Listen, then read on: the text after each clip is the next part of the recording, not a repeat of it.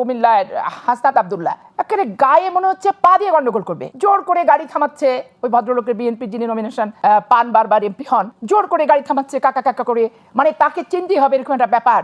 এগুলো একটা এমপি কিন্তু ছ্যাবলামির ব্যাপার না। বিএনপির অনেক প্রার্থীও তো আছে, তারাও মাঠে এরকম কিছু অ্যারোগেন্সি শো করছে। সকল অ্যারোগেন্সির আমি বিপক্ষে।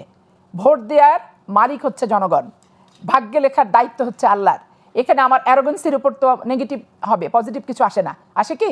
তাহলে আমার অ্যারোগেন্স দেখা লাভ নেই। যারা ভবিষ্যৎবাণী করে বলছে যে বিএনপি ক্ষমতায় চলেই আসছে, ফেয়ার নির্বাচন হবে না, প্রশাসন অমক তমক স্বাচ্ছত্র, তাদের উপলক্ষ করে আমি বলছি যে এইগুলো অবান্তর প্রশ্ন। কিন্তু বেগম খালেদা জিয়া মারা গেছে, রাষ্ট্রীয় শোক বইয়ে স্বাক্ষর করতে বাংলাদেশের সকল রাজনৈতিক সংগঠন সহ প্রত্যেকে গেছেন।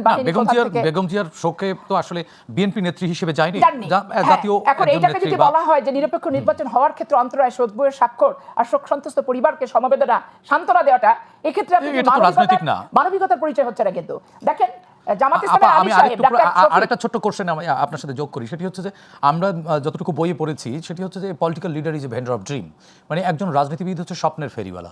এখন কে কতটা অ্যারোগেন্সি শো করবে, কে কতটা প্রতাপশালী, এগুলো শো করার চেয়ে তো স্বপ্ন, মানুষকে কত বেশি স্বপ্ন দিতে পারে, সম্ভাবনা দেখাতে পারে, সেগুলোই তো আসা উচিত, তাই না? সেগুলো আসা উচিত। তারপর এমন কোনো স্বপ্ন দেখানো উচিত না যেটা আদতে বাস্তব না। এখন আপনি যদি বলেন আমার 50 কিলোমিটার দূরে আমি 2টা মেডিকেল কলেজ করে দেবো, এটা আদৌ কি সম্ভব? প্রত্যেকটা জেলায় জেলায় সরকারি খরচে কি মেডিকেল কলেজ করা সম্ভব না। ধরেন রাজশাহীতে একটা মেডিকেল কলেজ আছে, আপনি চাঁপাইনবাবগঞ্জকে সরকার একটা মেডিকেল কলেজ করে দেবো বললে তো হবে না, অপ্রাসঙ্গিক। এখন আমি যদি বলি যে আমার আন্তনগর একটা ট্রেন চলার মতো স্পেস আছে, আমার অবকাঠামো যা, এখন আমি যদি বলি যে আমি এমপি হলে 5টা ইন্টারস্টেট থামাই দেবো, মানে রাজনীতি তো জনগণকে